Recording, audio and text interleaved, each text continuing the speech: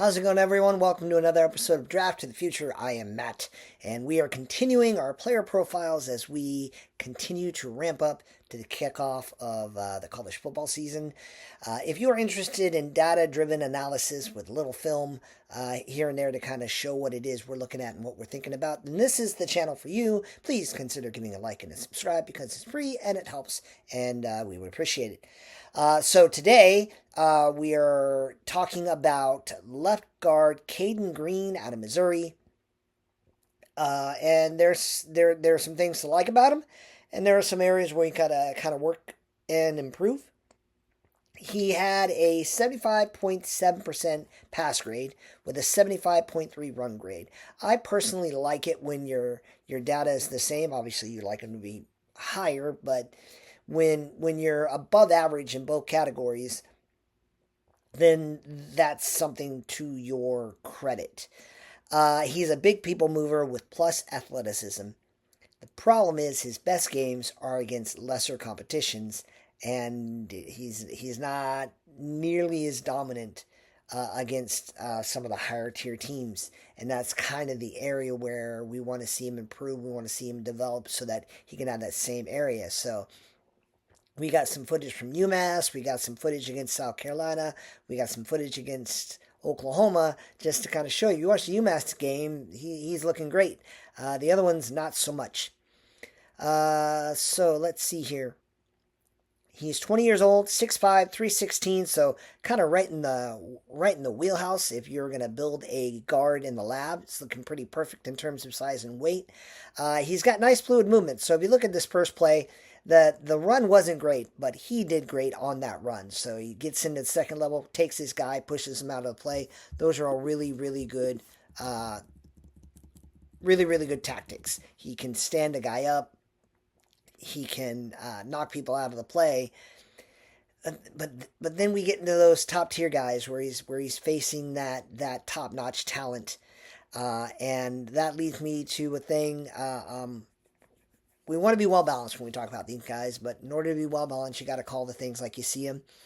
And I think his motor is a little bit questionable. If you look at this film against South Carolina, maybe he got stuck.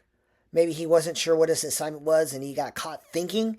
But he ends up just kind of standing there. And there are a lot of plays where he's just kind of standing there for whatever reason.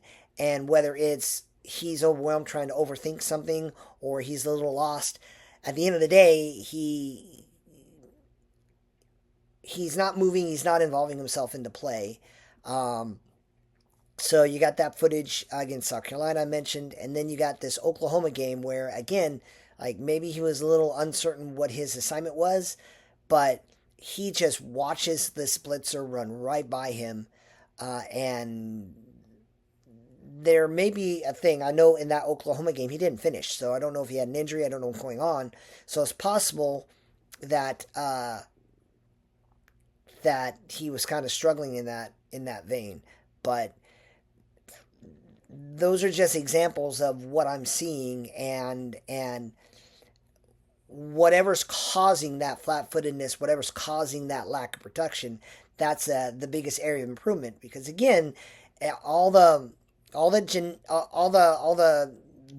natural gifts one can have to play that position, he has. All the strength, all the power is there.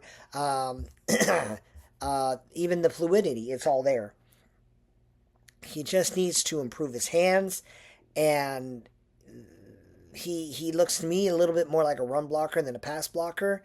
And I worry how he does against quickness, and so that's kind of what I'm hoping I see more from him as this progresses. Because when he's on, it's good. It's good tape.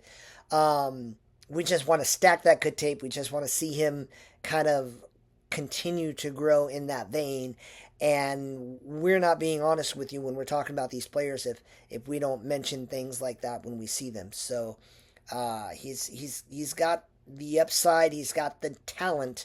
Hopefully this year he'll really put it all together and start being more dominant more consistently. Let us know your thoughts on him. Let us know what you think in the comments below. We'd be happy to have some respectful discussion on that. And that's just going to do it for today. So we hope you've enjoyed. God bless, and we'll see you around.